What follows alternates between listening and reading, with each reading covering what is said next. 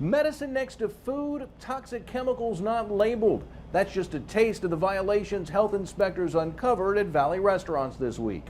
The Summit Diner on Scottsdale Road, south of Dove Valley Road in Scottsdale. 3 major health code violations.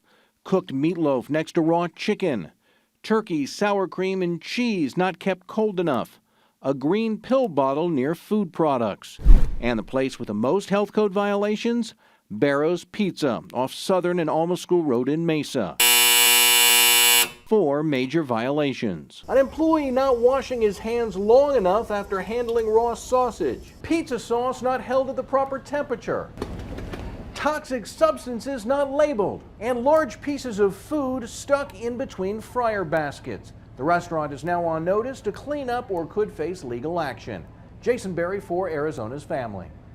Thank you. And here's a list of the restaurants that got perfect health inspection reports, and they make our Dean's List tonight. Burger King at University and Lindsay in Mesa.